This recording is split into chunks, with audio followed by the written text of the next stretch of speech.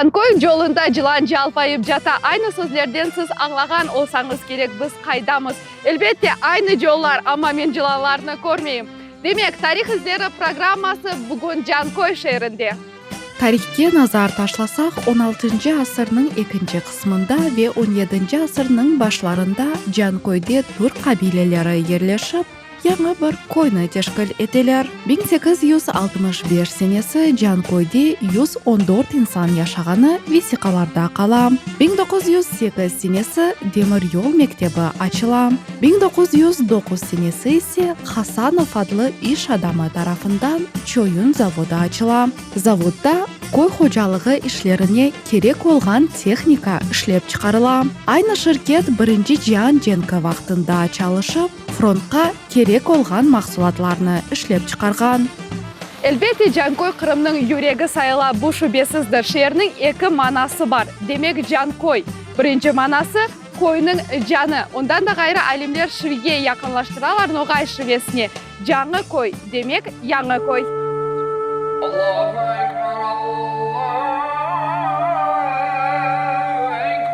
Жанкой шерінің yüksek бір көшесінде ерлешкен жәмеде жұма күндері инсанлар топланалар. 2020 сененің октябрь айына қадар Жанкой районының баш имамы вазифесіне бежерген Музафер Ожа жәмелерінің тарихыны өгренген.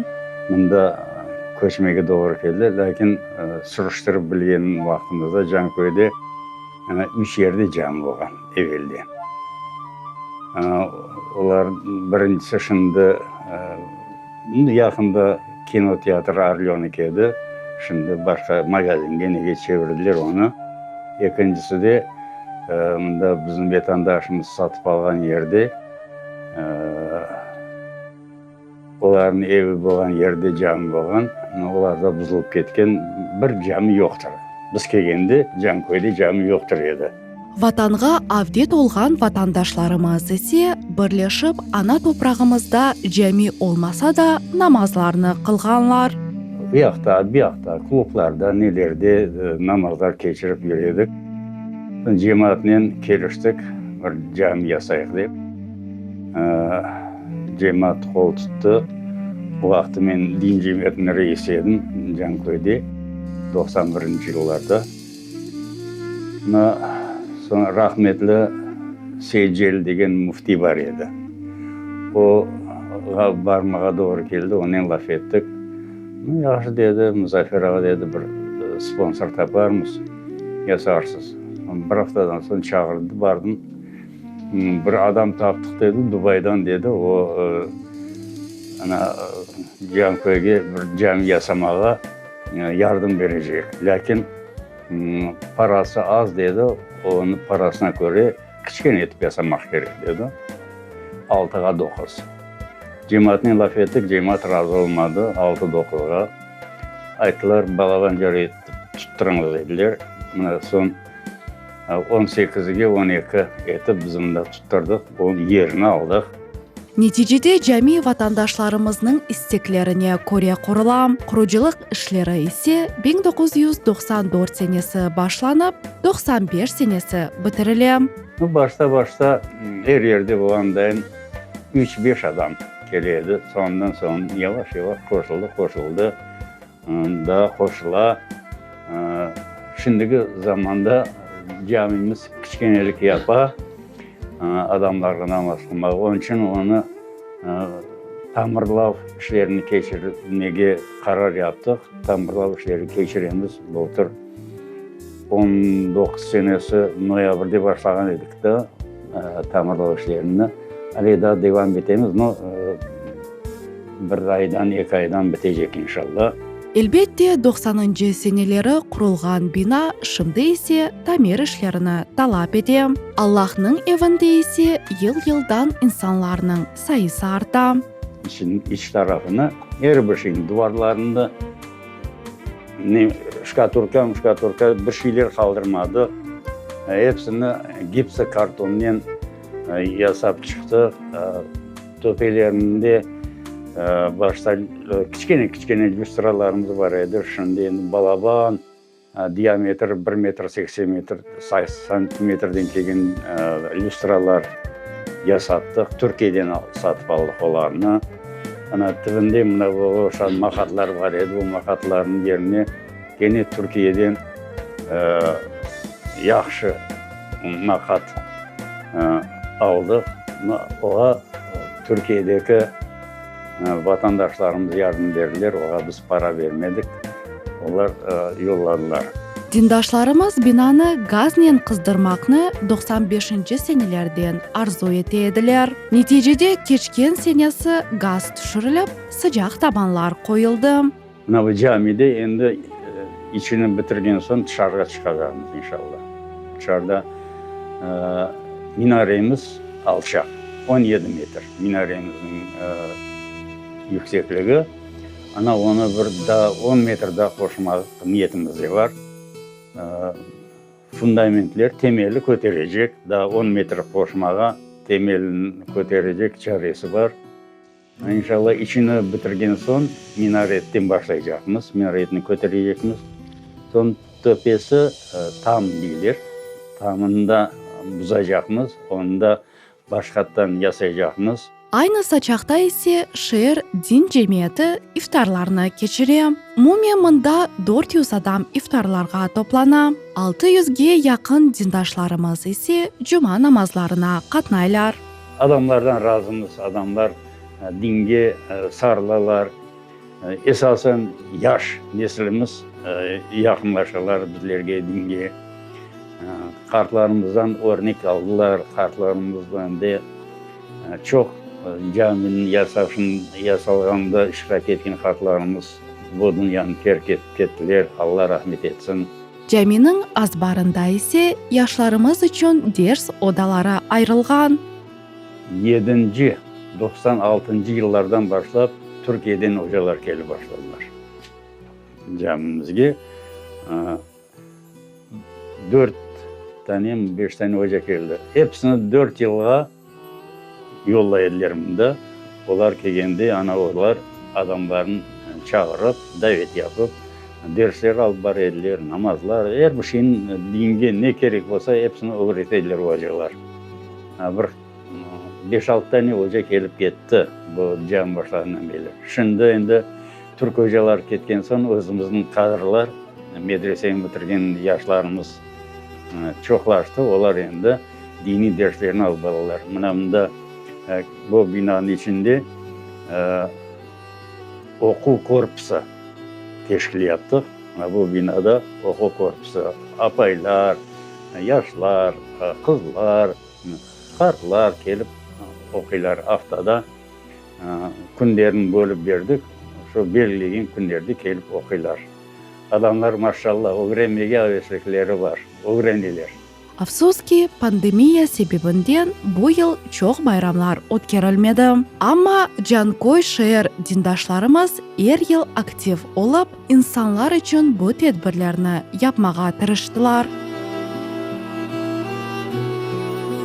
1871 senesi Lozova Aqyar yönelişinde demir yolunun kurulu işleri alıp barıldı. Yıllar devamında 4 yıl devamında kuruldu ve kurucular çalışkanlarda, duraklarda ve komşu köylarda çalıştılar, rahatlandılar ve neticede Jankoy'da birinci sokak Kırım sokağı dünyaya geldi. Ondan gayrı 1892 senesi Kefe Jankoy yönelişinde demir yolu açılıp Merkezi Jankoy acayip bir şehirge dengişti. Men belesem şundu көргеніңіз gibi her bir yollar açık. Seçken şehrinizge bu yerden bara bilesiniz. Şimdi de aynı demir yol Kırım'nın her bir köşesinden bağlı olup gele. En mühimi insanların en birinci merkezi yardımcısı sayla. Sovet hükümeti vaxtında Jankoy rayonları teşkil etilgen. 1928-1937 seneleri aynı yerlerde pamuk o'stirilib, pamuk işletilgen şirketler açılgan. Şimdi de Jankoy toprağının bol olganını anlagan insanlardan birisi Seycelil ağadır. Vatandaşımız bu yerde tereklerini ve o'simliklerini yetiştiriyor. Onun bahçesini töbeden korseniz, ko'zingiz quvana. Bu tereklerde alma ve erikler o'sya.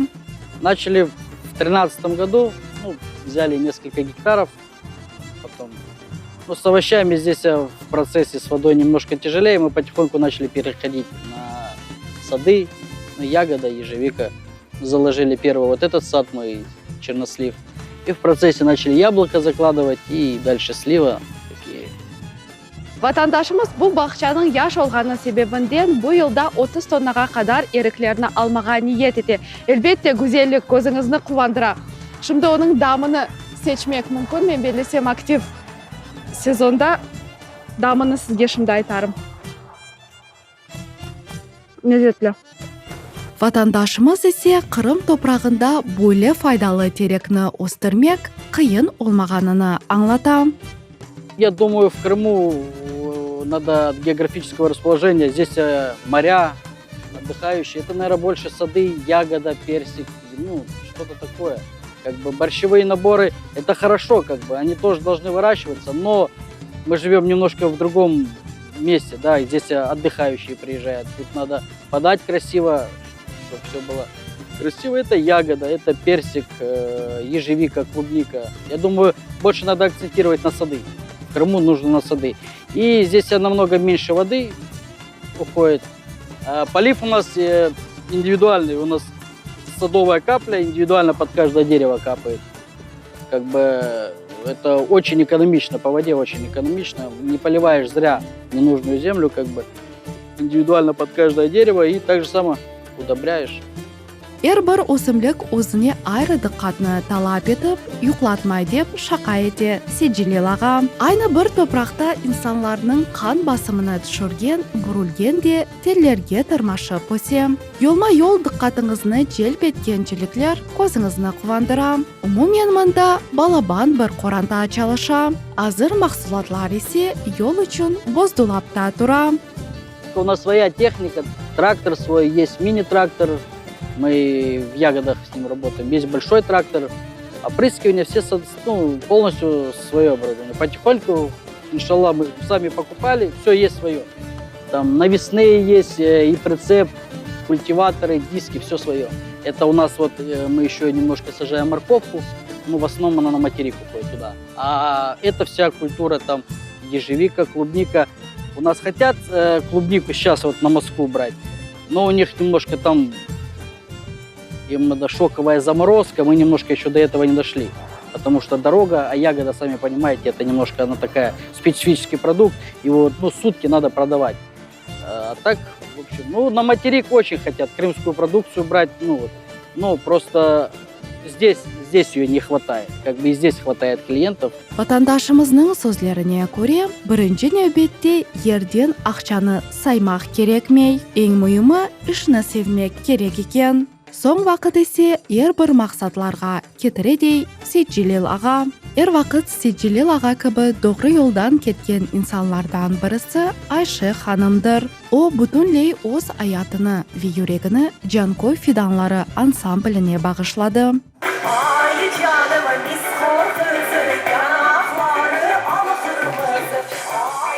Джанкой фиданлары ансамблі 2015 сенелерінде açıldı. O вақытлардан менің қызым Алие, оғлым Эмир бұл ансамбльге büyük istekмен қатнайлы.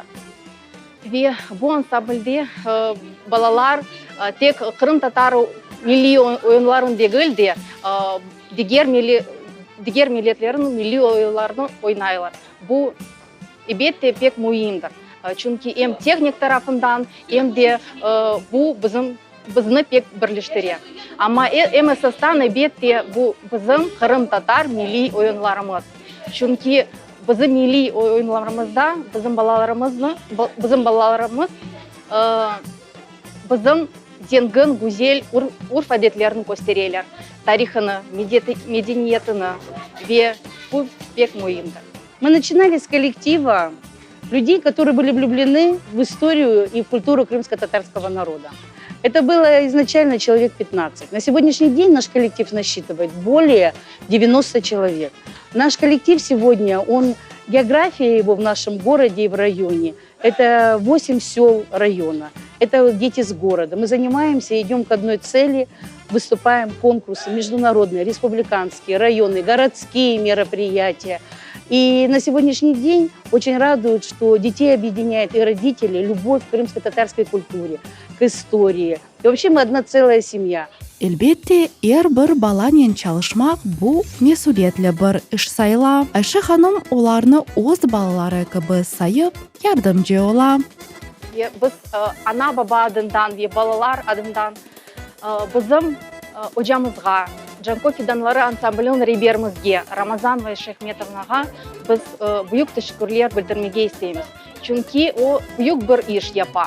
O bizim balalarımızga oyun sevgi aşlana ve elbette bu pek mühimdir. Ve bizim geleceğimiz bizim balalarımızdan bağlı. Çok teşekkürler. En iyisinden sağlık ve balaban muvaffakiyetler dileyimiz. Bu ağır işte hem ciddi hem de ana kıbı mulayim olmak gerek. Birinci nöbette ise balalarının hürmetini kazanmaktır. Нас вдохновляют наши дети, которые хотят познать и расти, и мы вместе с ними познаем. И не только хореографию, но умение общаться, умение любить, уметь быть в коллективе и взаимопонимание. И хореография, и ансамбль – это не только танцы, это семья. Наша семья Jankoy Fidanlары вместе с родителями. Огромное спасибо нашим родителям, потому что это двигатель, который движет и детей, и родителей друг друга, и меня вдохновляет на новые успехи. 19 asırda bu yerde Kırım boyunca en balaban degirmen öz işine alıp bargan. Şimdi turgan merkezi sokakta ise 50'ge yakın tükanlar işlegenler. Ondan gayrı Jankoy şehir olarak 1917 senesi kaydedilir. Şimdi şehirde yaşagan esli başlı kartlarımızdan birisi Alime Nuriyevadır. Vatandaşımız 1934 senesi İçki rayonunun Toqtabaq koyunda dünyaya gelip. Ağırlıklarının koy vakitler, по-моему, şunday. Biz yaşadık. Hepsi oyunla aldanaydık. Kavga oldu, uruş oldu işte. Nemseler kemeslerini aldı. Biz 7 balaydık. En iken ağamına 39. yılda Fin uruşu bolgan. Anda alıp ketkenler. Ekinci ağam şu koyda kamsoru geldi. Ağam birinci günden armiyaga kalganlar. Komsomol niyesinde, safında imledi. Birinci günden gitti. Şonen bu iki ağamdan bir haber bulmadı bizde. Sürgünlük vaxtında evden çıkarılgan kızçıqның hatıralarında bir küçük vakıya kala.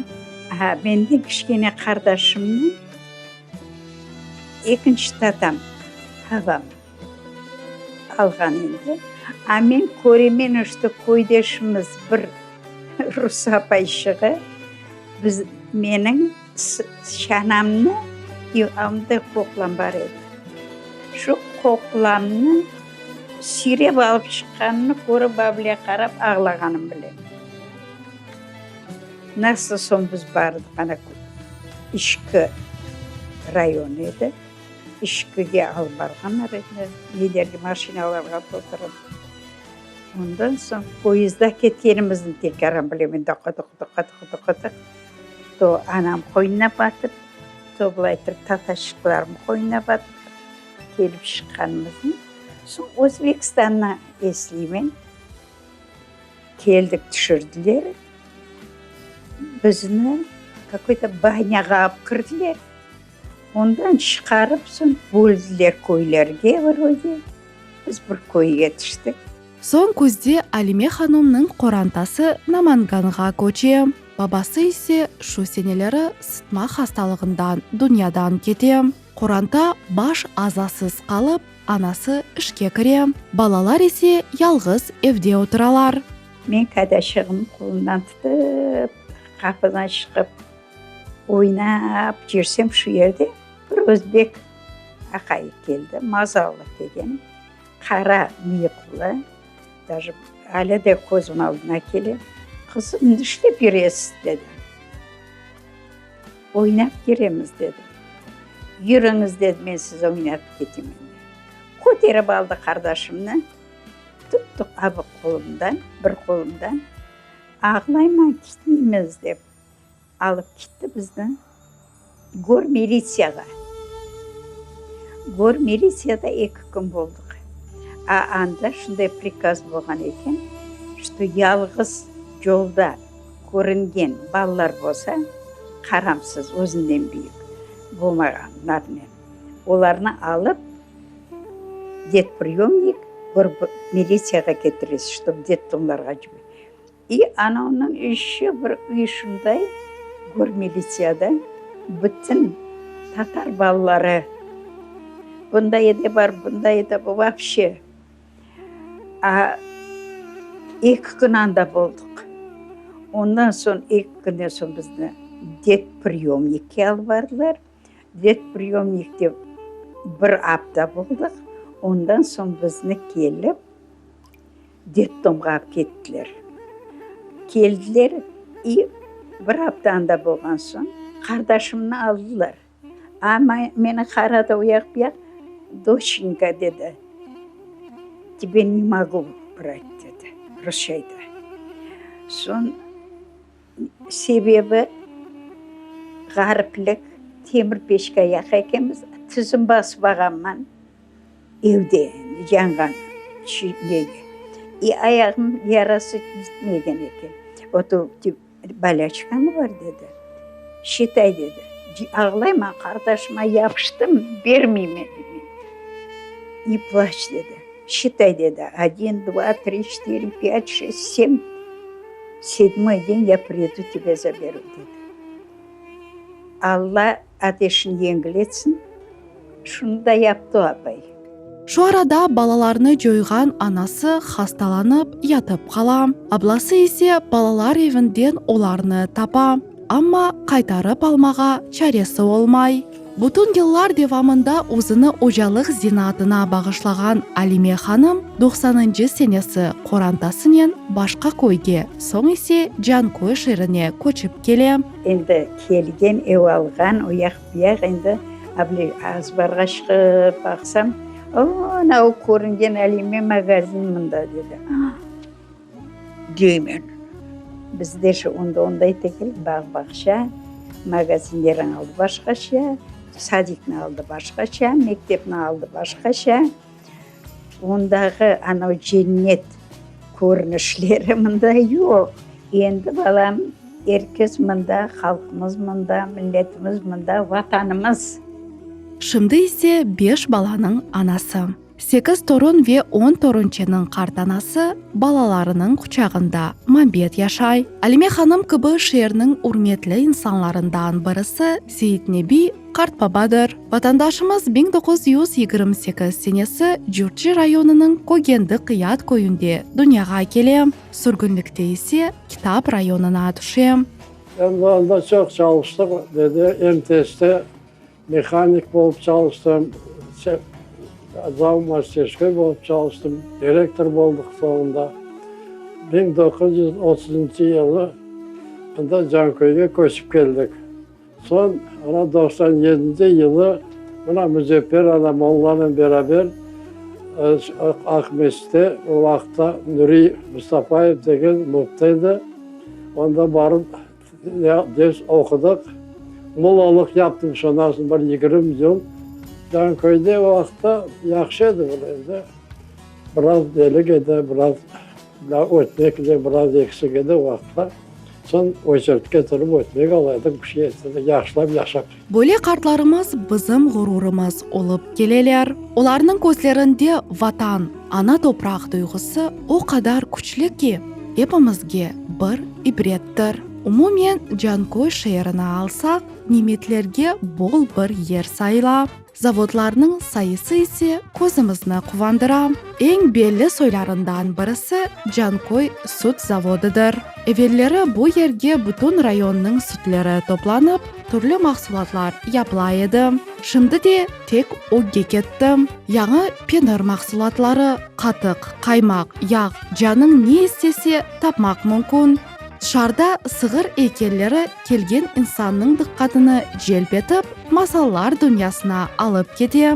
Жанымның жүрегі Жанкой, боллыққа бай Жанкой, Қырымның топрағы Жанкой. Elbette bu Жанкой шер ақында çok şeylerini айтмақ мүмкін. Егер де сіз өз койыңызбен я да шеріңізбен мерақлансаңыз, бізге мұражат ете білесіңіз, чүнки ватанымыздың әрбір топрағы біз үшін қиметлідір.